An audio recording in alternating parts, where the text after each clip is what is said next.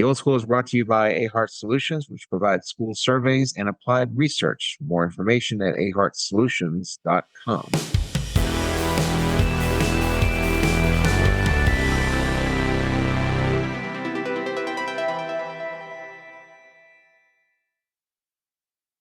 Good morning, everybody. It is The Old School podcast about a host of things: education, history, culture, food, travel. And today we're going to do what Steve likes the most about me, and that's when I go on rants. We're going to talk about grievances today. Dr. Bourgeois, good morning. Herr Miller, you caught me by surprise there. I was on my little sheet of notes thinking, do I have any grievances? And I'm such a positive person. I rarely complain. I don't pick things apart. I'm pretty upbeat about most everything. I'm happy about the state of the world and the state of education. So it's going to be Several of your friends who are listening to this just veered off the road, spilled their coffee, cursed your name. I'm pretty comfortable with the way things are. And sometimes I put my hand on my chin and look down. That's when I'm a little concerned, but it's not a grievance. I'm just wondering if people are seeing all the implications of what they're about to do. That's all. Huh. Well, we'll give you a chance to talk about those incidences as we dive into this. And as I said before, and as you have said before, you like me better when I'm angry. And It's not angry. I don't want you like breaking up the joint. I like it when you're cantankerous. It's a difference. not full blown angry, but just kind of like sort of. Well, I mean, if I would have seen the Ross Miller in his 20s, I would have been downright frightened, I'm sure. And I wouldn't have been up for I would have looked for the exit, but you've kind of mellowed with age. And now you're just cantankerous like the Muppet old man, I think. Was it Wallstott and Statler or whatever, Waldorf and Statler were their names? I guess I can't remember, but I didn't know they had names, but I thought that's basically who we were. That was the whole idea of the podcast. We want to be those two Muppets back in the back making suggestions. So we're never happy. He's almighty. Well, we do have a couple of grievances, and so we're going to air those today. We got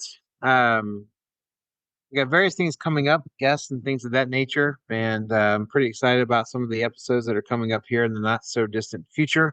We have our 100th episode coming up fairly shortly, so that should be fun.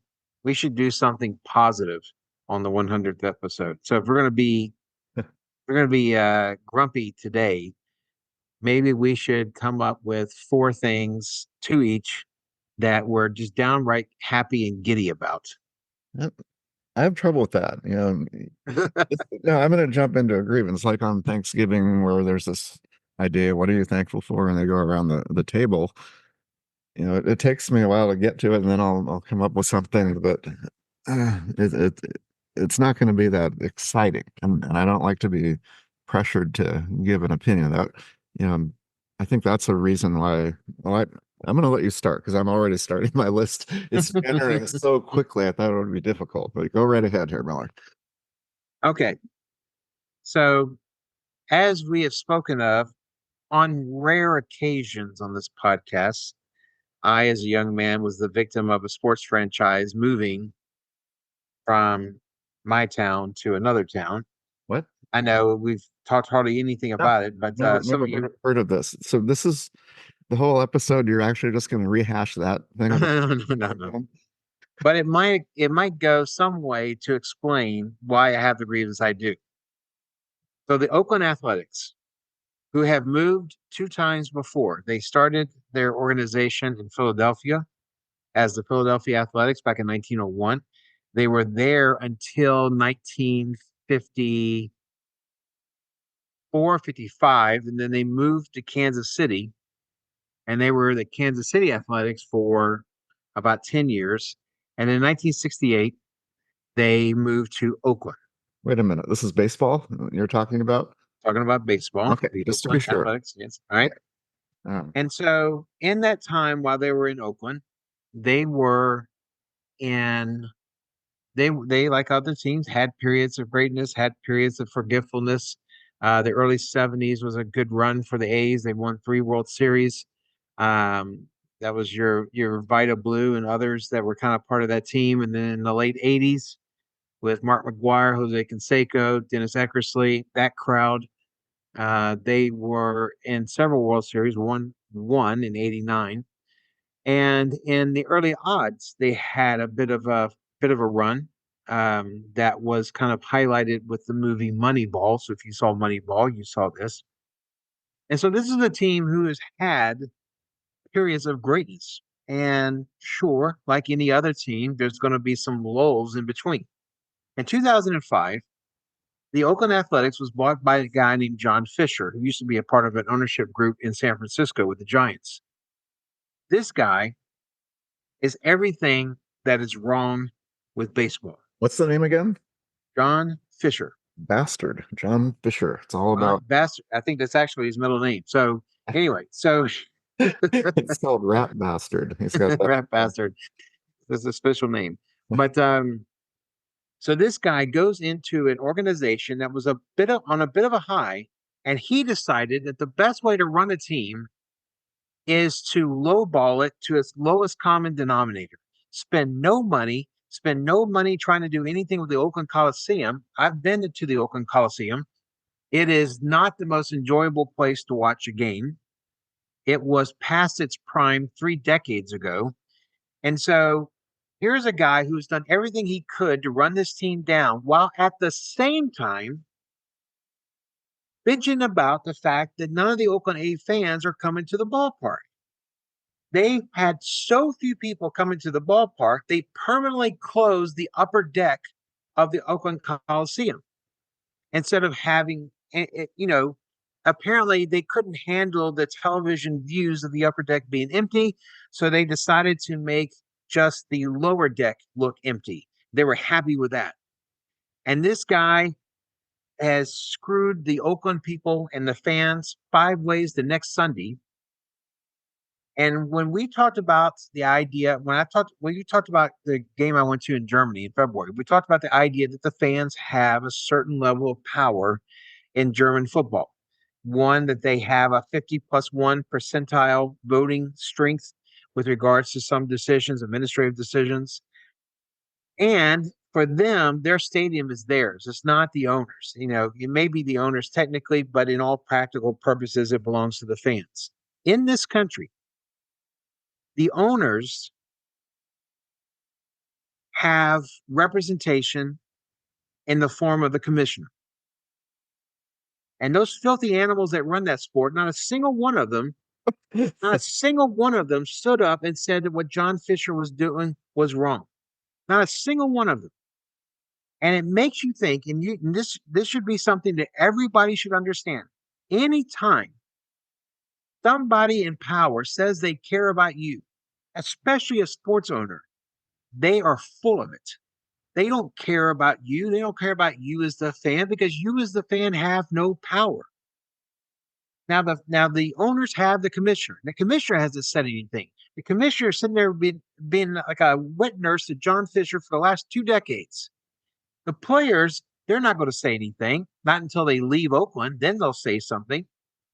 But the players are represented by the Players Union, the Players Association. So their interests are looked after. Nobody is looking out for the fans. And those godforsaken fans in Oakland, you think about this. Their football team left in the early '80s to Los Angeles, came back. Then not too long ago, Golden State went across the bay to San Francisco. Then Oakland left for Las Vegas, never to return again, I assume.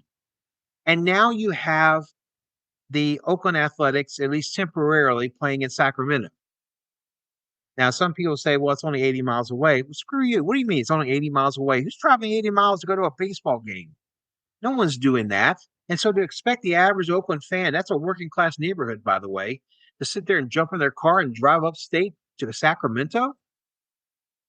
And it ticks me off. And I tell you what ticks me off the most was the last game played at Oakland Coliseum was this past week. They were hosting the Rangers. One of the reasons why I was watching it because the Rangers were playing. And at the end of the game, Fisher told the manager and the players, I think he just told the manager told the players that he wanted everyone out of that stadium as soon as possible. He didn't want anyone waving flags, making speeches, shaking hands, signing autographs, none of that stuff. He wanted people out. Mhm. And thank goodness the players and the coaches had some cojones and said, well, we're not going to do it that way. And the manager, who actually grew up in East Bay, made a little short speech. Players hung around, did group photos, did photos with fans, shook hands, signed autographs. Grounds crew poured dirt into water bottles for fans so that they could have a little bit Mhm. of the old Oakland Coliseum. Everybody that was there and that stuck around did so for the benefit and for the sympathy of the fans. Because the players will move to Sacramento, they'll still get paid their money. The owner will go to Sacramento. He'll still be the owner of the team. And by the way, if you're a city that's trying to get a baseball team, you're going to take a baseball team owned by this animal, this guy who's done nothing for anybody. It doesn't make it. I would say yes, I will take your team, but you have to sell the team. Why in the world would you want this cancer in your city? Is beyond me. But I saw those fans hanging out, and they stood there for several hours after the game, including kids my age when the Colts left Baltimore, seeing kids crying. Now, listen, I can speak as an adult that this is character building kind of stuff. It doesn't mean that you should wish this on people so they can have stronger character. And just seeing what was happening with those little kids and seeing with parents and just seeing old people, just thinking about their entire life, they've been a fan of the Oakland Athletics, and now that team's gone. So this It touches on makes no sense. personally, and this happened last night, The last game in Oakland Coliseum happened last week. last week, and so next year they're going to be called the Sacramento A's. I heard they're just going to be called the Athletics because Sacramento is supposed to be a kind of a halfway house until they get to Las Vegas. They're going to But Las Vegas too. Wow. Yeah, but Las Vegas does not seem keen on dealing with the Athletics. They don't seem keen in dealing with John Fisher, which I wouldn't either. The mayor of Sandy of Las Vegas, whose name I unfortunately cannot recall at present, has been very lukewarm when conversations about the Athletics come up because she has found John Fisher's demands for the stadium and everything else a bit unreasonable. Well, And the Oakland mayor, God bless her, I can't remember her name either. But I mean, she has played she's played a major role in trying to get the A's to stay. And she's been dealing with a stacked deck because John Fisher had no intention of staying in the first place. so his motivation was to run it into the ground and leave and get a nice ritzy stadium in Las Vegas, where people are going to go there from out of town because it's a destination type ballpark football place, and he's seeing the dollar signs. So I mean, it was a calculated move. It sounds like. It doesn't sound like he's just you know, trying to hurt the fans or something, but he's trying to help his bottom line. I don't want to ascribe those kind of motivations because I don't know. Who knows? At the very least, he's an incompetent. At the worst, he's downright diabolical.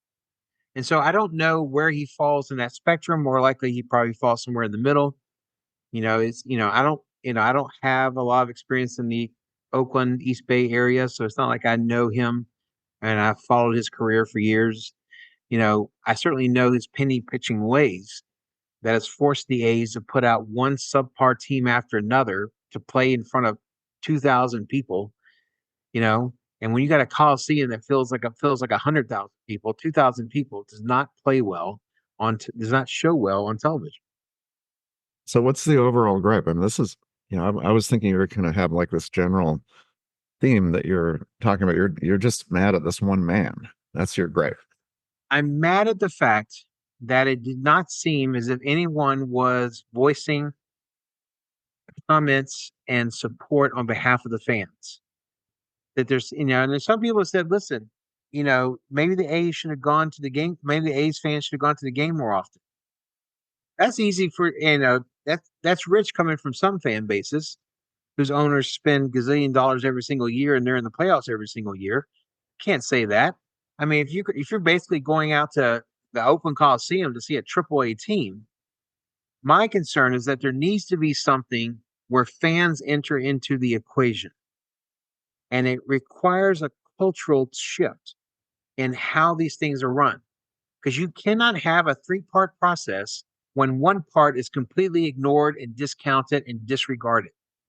It doesn't make any sense So because the fans are the ones that make everything else happen. well, I'm reading the news now, and apparently Stephen A. Smith, and it sounds like we're on sports radio, but he's blaming Oakland itself. Well, And he's just ridiculous. well, I mean, he's listen to his quote. It's just like okay. Let's hear it. 2 sentences. The Warriors moved out of the city of Oakland, Raiders out of the city of Oakland. When basketball, football, and now baseball run out of town on you, that's on you, Oakland. See, he would say it better than me there. That's on you, Oakland. You know something is wrong. So so we're not talking about one owner, but there's something about the city, according to him. I have no idea what the answer is, but people are talking about it besides Ross Miller, it sounds like. Oh no, there's plenty of people talking about it, Yeah. and I think if you're the Golden State situation, I don't know that has the same elements to it as the Raiders and the Athletics. But if you're going to compare John Fisher and make him sound better because you're comparing him to Al Davis, I mean, what are we talking about? I mean, you got to be kidding me. And so you're talking about one mercurial owner and one incompetent one, and somehow those two are supposed to cancel each other out. I mean, I get it that you may be able to lay some blame on the leadership of the city of Oakland, but that still does not touch on my idea that there needs to be some voice that fans can have where at least at least they're listened to, at least they're taken seriously, even if not everything they suggest is done. I just think it's a weak argument if you're comparing John Fisher to Al Davis as some sort of paragon to, whatever. Well, I mean, imagine that none of those teams were in Oakland, which is about to happen. Yes. When an owner comes in, forget the history, and they're going to pick all these cities across the United States to start, say, a football franchise. And Mhm. they have their pick, and they think about these cities that maybe already have a team or don't, but they're set up for it, and they say, well, let's try Oakland. And would that be on the top of your list if you're picking a city to start a franchise? I don't know how many people would think about Oakland. Um, Now, I think if people are thinking about Portland, they should at least think about Oakland. Oakland can't be any worse than Portland is. Wait a minute. What, you're suddenly bashing the state of Oregon for no reason at all. There's some Bashing hostility. Portland, not It's state because of Oregon. you feel so comfortable around me that you know you can do that. I mean, what's wrong with Portland? They've had a storied basketball franchise. They have had a storied basketball franchise, but they've got their own problems. Come on, let's not get into And politics here, Herr Miller. we're not getting into Yes, you politics, are. but You've said it with that little glint in your eye. We're talking about football franchises making money and getting fans out, not the other stuff. I'm just wondering how many of those pot smoking hippies that live in Portland are going to baseball games anyway. I mean, why is Portland a destination for a I new never baseball team? recommended it. You brought it out of left field. That's a baseball reference. That's right. No, I didn't bring it up. That's one of the cities that are making a forgive the pun, making a pitch to be home of a new baseball franchise.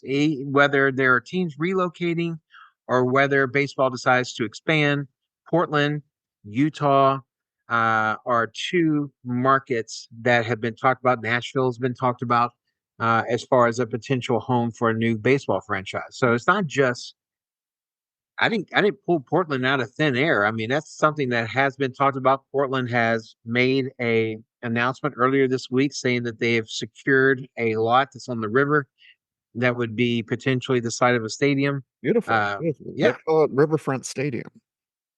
they could.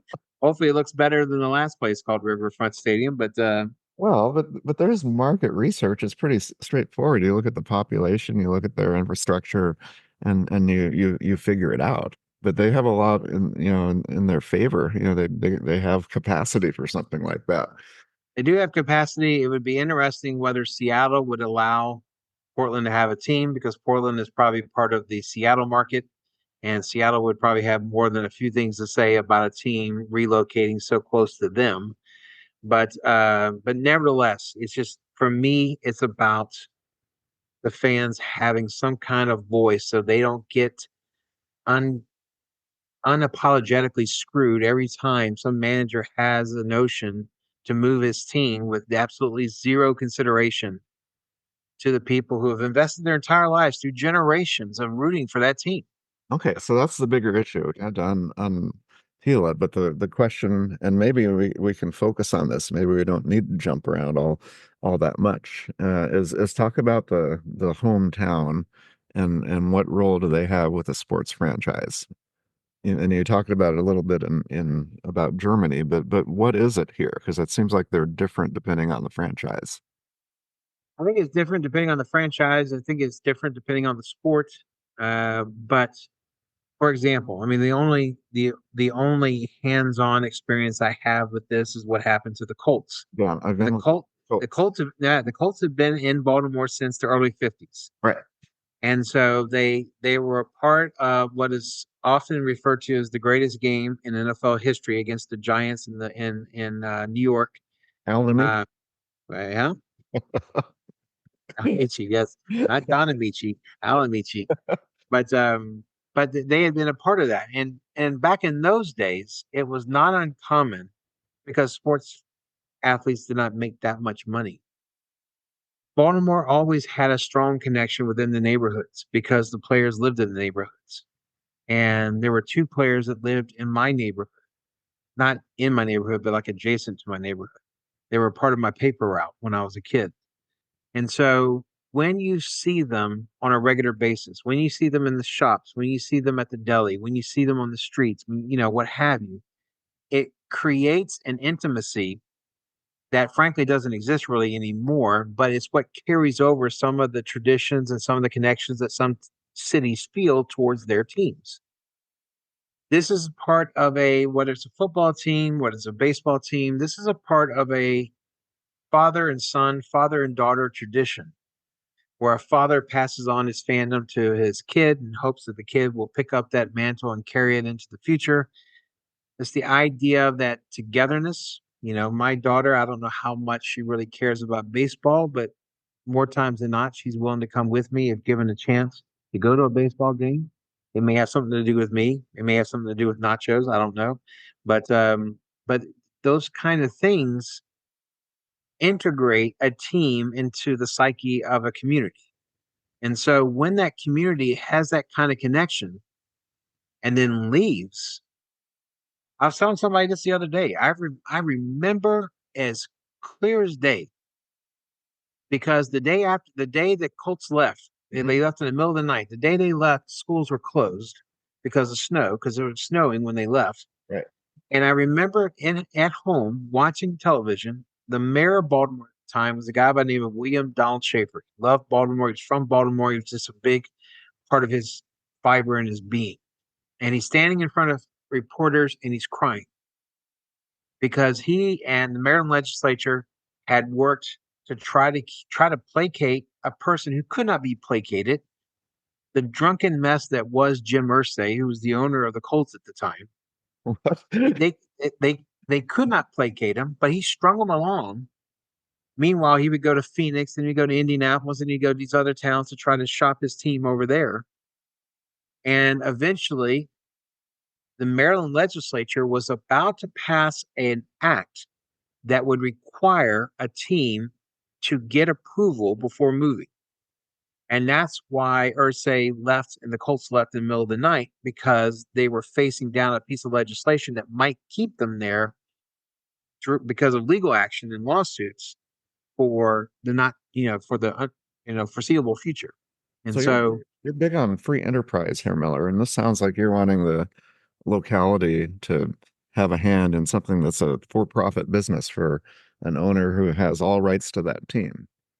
I get completely the hypocrisy that I am voicing here in that yes, I typically am a big believer in free markets and in free enterprise. But the problem is that, a store leaving is not the same thing as a team leaving because there are other stores. There's no other teams. This is a kind of a singular, unique business model that requires at its heart, in order for it to be successful, it requires the fans. And yet the fans are given no consideration when the owner decides to just up and leave. Now, I understand that not all situations are the same and that various cities and towns shoulder a certain amount of responsibility that may be equal to or greater than what the owner of the team does. But Well, there is an exemplary standard very far north, and you've been there. I've kind of been there. Where the why don't you talk about what happens in Green Bay? well, Green Bay is a unique situation, especially, well, at least in regards to American sports, because it is owned by the fans. It is a kind of a, for lack of a better term, it's a co-op, and everyone kind of has a stake in it, literally a stake in it. And it is a model that existed and that was formed at a time where I guess nowadays it would have been easier to do. I don't know how easy it would be to do something like that today. One of the problems that the Packers had for the longest time is they could not get big free agents there because they couldn't money whip anybody like perhaps the Giants or the Steelers or, the Rams or somebody else could do. And so there are drawbacks to that model, but it is perhaps one of the purest examples of a team community partnership. I just don't know how easy it would be to replicate it, especially after the fact. I think it would have to be something that was founded and established that way in order for it to work. Well, maybe one of these owners who's trying to get out could, make an offer, to the city and say, well, it would cost each of you $100 a year or something, whatever the heck it would be, Mm-hmm. and see how the numbers would add up. But in a certain market, maybe the fans would be up for that. But otherwise we're talking about government getting involved in ownership, and it's, I mean, it's not a normal business. I mean, would you call it collusion? Would you call it a monopoly? Let's just talk about the National Football League. That's not an open competition, if I've ever seen one. It's a closed system. As is baseball, as is the Right. National Hockey League, the National Basketball Association. But because of baseball, courts have ruled that baseball was not a monopoly. They were they were excused from antitrust, anti monopoly legal action. Mhm. But in every sense of the word, it is a monopoly.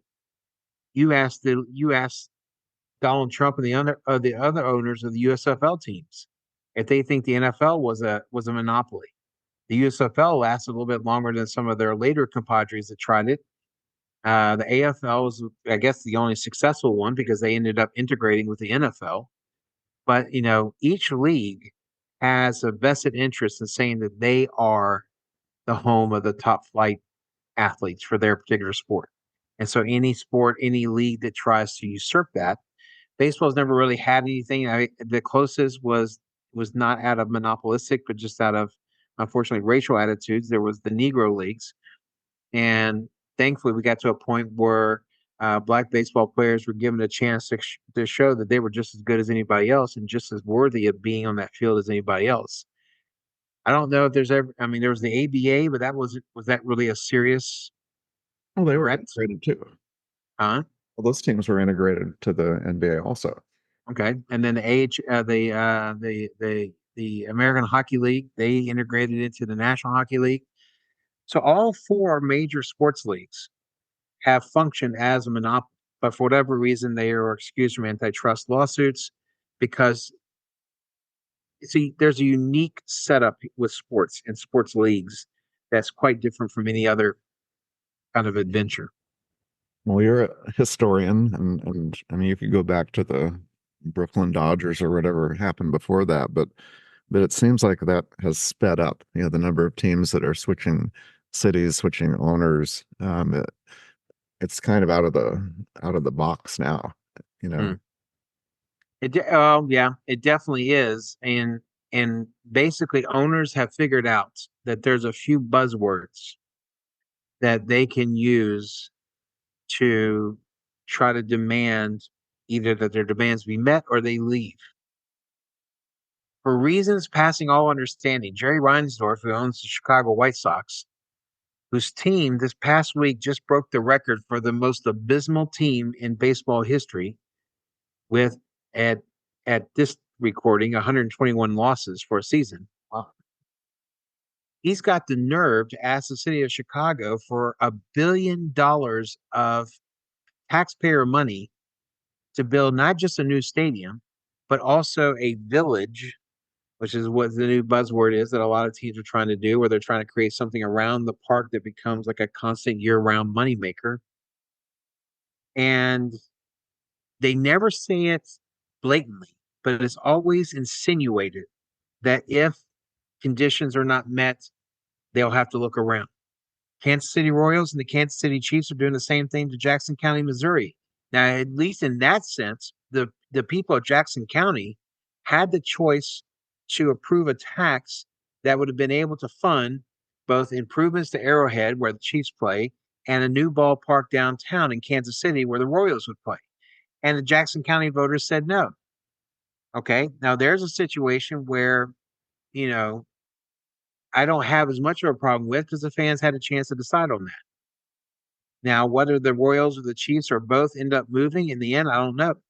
But uh yeah, there's a lot of situations going on. Situation in Arizona with the Diamondbacks. That guy's been nickeling and diming the city of Phoenix for improvements of a park that he had signed a contract saying he would be responsible for, as far as any kind of repairs or damages or what have you that need to be done to that stadium. So it's just, yeah, it does seem to be something you hear on the news more often than you used to. Well, as fans, we care about the symbolism. We care about the uniform. We care about the logo and the colors and all of that because there's some connection to the past, and there are very few of those left. And Hmm. so there's something. I mean, I have sports cards as you do, you know, early 1970s, even 1960s, and so if you look at the Kansas City Chiefs, you know, there's a continuity from player to player to Patrick Mahomes. You know, and you can, calculate, look at those.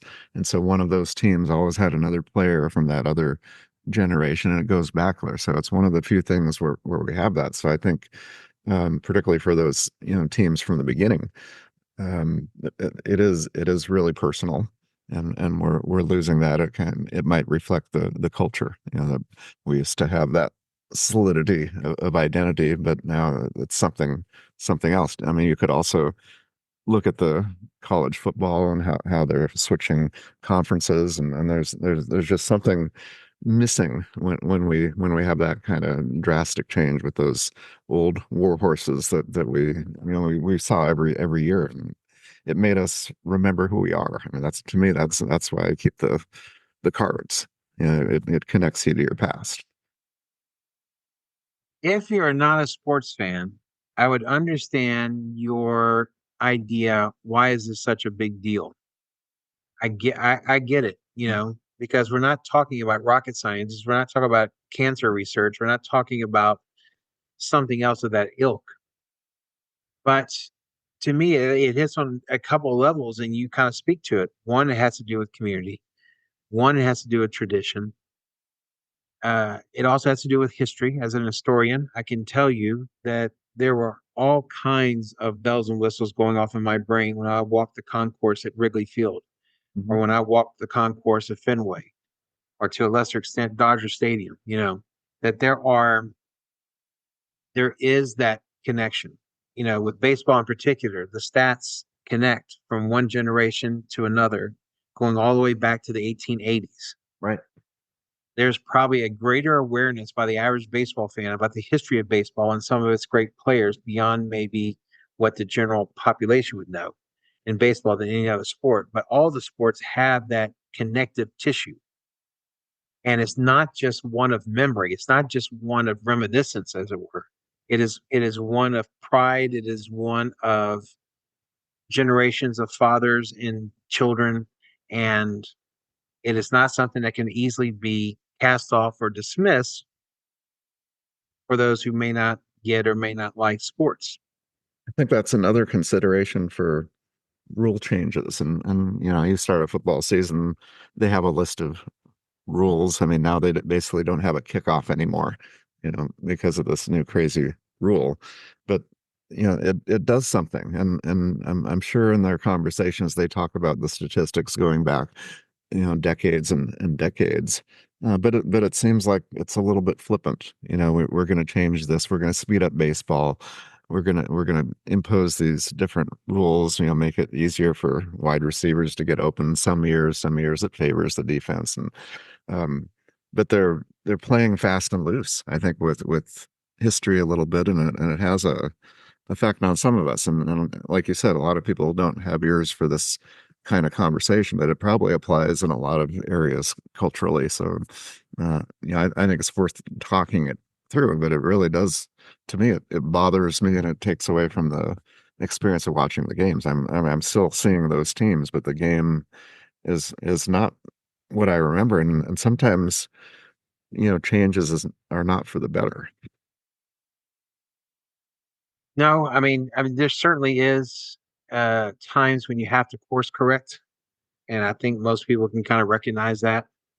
I think the thing with baseball and the clock on pitchers and batters, I think that was perhaps an example of course correction. I think other changes is less defensible, and then you also have to kind of protect against the notion of changing just for change sake, because you do end up throwing the baby out with the bathwater, and then what you got in the end is not what you wanted to begin with. And so yeah, I mean, you talk about rule changes and things like that about the sports, but I just can't help but go back to owners and players, and I think the players perhaps more so than the owners. I just is the idea that they have an understanding of what the team means to the community and what the team has meant to the community in the past. Civic pride, civic connectiveness, however you want to view it, but it plays a role. Um, so I'm looking at a statistic, and normally there's a source for these, but I was just thinking that there's a lot of turnover in sports, and I would love to investigate how that was 20, 30, 40, 50 years ago. But on average, it's about 40 to 45% turnover. Um, most of which are role playing and backup players. And so we think about the top players, but there's a churn. And this statistic that I'm reading says over, you know, 2 years, it's 55 to 60%. So it's the same issue. The the thing that kind of stays, and I know this upsets you also, is the uniform. I mean, the uniform changes throw you off. You'll call me or text me, see a uniform that upsets you. But to have that kind of churn, and I would love to look back after this. I'll investigate, but that's part of it too. And so we're dealing with a sports culture that is not consistent, and all these things have I guess it's a cumulative effect. You could certainly say that someone who's only in, say, Baltimore for the Ravens for a year and a half cannot be expected to have the same understanding about the importance of football to Baltimore as someone who played there their entire career. And so, yeah, I think that it definitely does play a role. Now, in the beginning, that was an example of a change that had to be done. With free agency and in the fact that a lot of players in baseball and football were being taken advantage of because they did not have the power to change teams. And so that was a course correction that was needed. Although nowadays it's gone to the other extreme. So there's pros and cons to that, but it definitely does have an impact. Yeah. And the I mean the retention attrition issue, it's not like it just started this year. It's been going on for a long time. But Now, the stat you just found, was that baseball or football that was or football. something else? No, it was football. But if in any industry, if you're talking 50, 55, 60% of different, I mean, and Mm. attrition could be measured a lot of different ways, but essentially you look at that locker room and who's in there, and then how many of them are there the next year. And there's so many new faces, but you have to take into account that the average lifespan, as a player could be 3, 4 years, depending on your position. So a lot of that is just built into the nature of the game. I would imagine. I mean, baseball, they have people going up and down to the farm system and so forth. So it's a complicated thing, but still to run an organization with, half of new faces every year is, there's you lose some of that community feel. Yeah. Well, I don't know. I don't know what can be done. I mean, we maybe we're in a heightened period of this kind of change. The last time we had this type of turnover as far as teams go was in the 1950s, Mhm. after World War II. You could say the passage of the National Interstate Act in 1954 or six, one of those years, that you start to see more people moving. A lot of people moved to the West Coast. A lot of people moved to the West Coast, but still wanted their baseball team or still wanted their, various other things that they left. And that's one of the reasons why the Brooklyn Dodgers left. That's one of the reasons why the New York Giants left. That's why, it happened in football, it happened in hockey, it happened in basketball. The Lakers moved from Minneapolis to Los Angeles. And so there was a massive move in the 50s and 60s of teams or new teams being created in the West. And so we've been to a phase where this kind of psychological damage has been done to communities. I mean, I don't know if Brooklyn ever from when the Dodgers left. I mean, it's they actually even stopped being its own distinctive neighborhood. They just became part of New York City. As New York City grew, Yeah. the boroughs are still there, but and they're still referred to as boroughs. But I think most people have stopped seeing them as five individual boroughs and just talk about New York City. I think people living there probably see this distinction, but you do wonder about the long term impacts that this might have as far as Oakland goes. I mean, I guess they'll they'll move on best they can, but I mean, this is a psychological damage that's been done, between the basketball, the football. I mean, again, the basketball team's just across the bay, but that Bay Bridge is a bear to get across in the best of times, Yeah, So it's kind of symbolic, but I mean, you talk about yourself as a what 10-year-old, 12-year-old, however old you were when the team left. But 13, there are 14, something like that. thousands, hundreds of thousands, millions, tens of millions, whatever it is. But and not just, I mean, the effect is not just on 10-year-olds, but anybody who's been a fan for many years has the Yeah. same grief. So yeah, I don't know if there's anybody who hasn't been touched by this here, Miller. Maybe I don't think it's going to change or get better anytime soon because I think that I can see at least three teams in baseball that could quite conceivably move in the next 5 years. And if that happens, it's just the same story all over again. And so, and maybe it's just not possible to have the setup that exists in, say, Germany and German football. Maybe it's just not possible to have it within the economic, you know, characteristics that we have here. It's just not something you can do. And maybe that's the end of the discussion. I just wish there was more said for and on behalf of the fans. Well, you could maybe in the link today reference your conversation with me when you were in Germany watching soccer, because that Mm. talks about the whole different side of it where it is community 100% and it's a different model, and those fans are different. Very different. Yeah. Well, they're cocky. I mean, because they own the place, So Yeah. so they come in with a banner. No one's saying, "Hey, boys, what you got going on there?" They say, "None of your business. Shut up. Going in." Yeah. It's not like in the United States where if you have a sign bigger than a doorknob, then oh, we have to check it out. Just make sure it's okay. Make sure you didn't say anything rude on it. It's just But yeah, there's a huge difference in the mentality of the sports fan in Germany as opposed to the United States. But Well, what we're left with. we envisioned having a list of grievances. And if we go through all of our grievances, we're going to have 1 hour podcasts that are good for 100 years because we have a lot of grievances. And you just listed one, and we only scratched the surface of that. So we have a lot of grief. Is that related to grievances? Yes. Between the two of us, yeah, we there's a lot, and it's just beneath the surface, but kind of bubbling out over, So here's one example, touches a nerve for you particularly, but there are a whole lot more. So we're only getting started on this grievance thing. Someone once said about Jerry Seinfeld that there was a certain milquetoast variety to his comedy, and they said you don't understand. You're not seeing the rage that's just under the surface with his comedy, and and